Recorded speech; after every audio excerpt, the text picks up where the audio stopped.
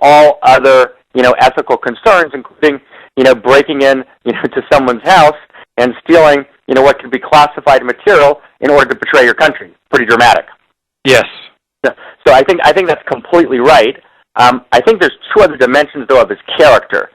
One is, that's what I mean, that he's tragic in a certain sense. He's a tragically flawed, example of the masculine. But I think what's important is, and this is something that Warren Farrell pointed out in a book, what was that book's name? The book was called, it was a great book about the myth of male power by Warren Farrell. The Myth of Male Power. He also wrote a book called Why Men Are the Way They Are. And, in both books, Farrell, who was initially, a major guy who worked with the National Organization of Women, makes the simple point that, men do so many things in order to make themselves pleasing to women. Yeah. And that's a very powerful point, because we talk about how the cosmetic industry, Naomi Wolf, in her book The Beauty Myth, when she wrote, she was I think 26, talks about how kind of the male domination of women through the cosmetic industry, and there's some deep truth in that, and it's a complex issue. But what people refuse to talk about is how men, a man's like, he's in 11th grade, and he's like into art history, right? He'd love to go become an artist.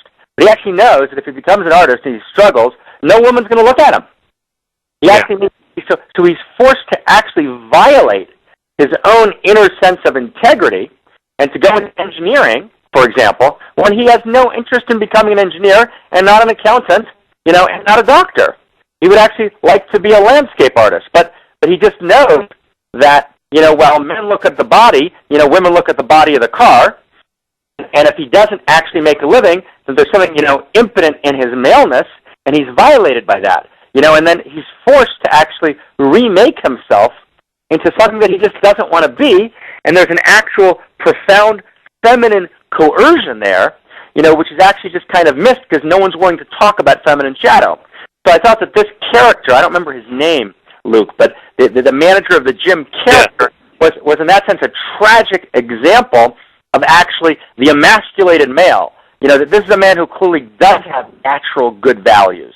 It's clearly a person who does want to be ethical, and yet feels so alone, without his, and devastated by losing this woman who he's in love with, and it's clearly an infatuation. He's not in love with her values, right? He's in love with something that he sees in her, which is, authentically good, but's gotten so distorted, and so he winds up betraying his own sense of self and his own principles in order to be, to be considered a man for her. So that was a really beautiful, beautiful in the sense of artistically beautiful, accurate, perceptive view of something of the tragedy of the Western male. Yes. So that's I thought that was kind of a big thing. But now, if we can, to circle, you made, I think, 4 points. I think each one circle back to, and, please cut me off if you think I got something wrong. But so one is there's a system, in the Seattle protest that people are protesting. And you make the point that that's a big deal, that they have some value beyond themselves. And I think that's a hugely important point. When I was in Israel, I used to get up and at talks say, it's really important to go to demonstrations. It really doesn't matter whether you're right wing or left wing, as long as you're demonstrating. And the point I was trying to make is precisely what you're saying. That is, at least demonstrate. I'll take a demonstrator over a non-demonstrator any time of the day, because what the demonstrator is saying is I'm actually willing to break my routine, take off an evening, and actually, stand up for something. So that's at least a step in the right direction. But here's the however. I think what happened is causes, for about 2,000 years, causes were so distorted, causes were so hijacked by organs of power, the church, the state, that the modern Western man, post-Renaissance, post-Enlightenment, right, views himself in rebellion against causes, right? Because causes for 1,700 years were what, the elite and the powerful had the common and simple die for. And so, part of the Western Enlightenment was the individual, autonomous human being, which was by itself an advance in consciousness, as Rabbi Cook points out right, in one of his letters. It was an advance, it was an evolution of consciousness, that the individual human being has value and dignity and adequacy independent of the structure that he's part of or being asked to die for.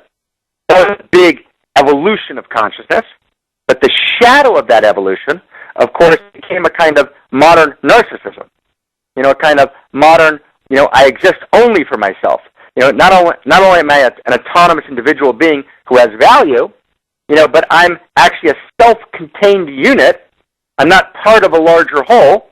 I'm a self-contained unit, and my essential goal is the survival, right, and the pleasure of my self-contained unit. Well, that's a tragedy. And as I actually dissociate from the larger whole instead of differentiating from the larger whole. And this is someplace where I don't know if you're familiar with his work, but a guy, Habermas, maybe the most important, I think, philosopher alive in the last 25 years, Habermas makes this completely off-the-charts brilliant point, which is that, the dignity of modernity, is to differentiate, meaning I'm an individual human being, I'm valuable, I'm differentiated from the larger whole. I'm not just identified with that whole. The tragedy of modernity is when differentiation, sorry for that big word, right, to anyone who's listening, right, becomes dissociation. I disassociate. I'm no longer related to that larger whole. I exist by myself. That's called idolatry. That's what the Torah means when the Torah says, don't worship, yourself. Don't be an idol. And each one of these figures, I didn't think about it that way. I mean, you saw something I didn't quite notice. I think it's completely true. Each one of these figures, other than the CIA guys who are kind of vaguely working for the larger good, are each kind of lost in kind of the pathos, of their own story. And there's a kind of sickening feeling as you watch it, and each one is actually a genius, in what Freud called self-deception. So I think in that sense, it was one of the few movies that I actually thought, in a subtle way, conveyed values. That's why I thought it was really a good movie. Of course, it's not obvious in any way, and you can just watch it as a kind of, sick parody. But actually, we're offering, I think, a serious and important, pretty devastating critique, of the modern situation. And in that sense, it really was a values movie, in a deep and real sense, much like, a kind of Woody Allen crime and misdemeanor movie. Yeah, very, very dark and depressing. Dark and depressing. Dark and depressing for sure. What did you think of the caricature of the woman who was married to the fired CIA agent?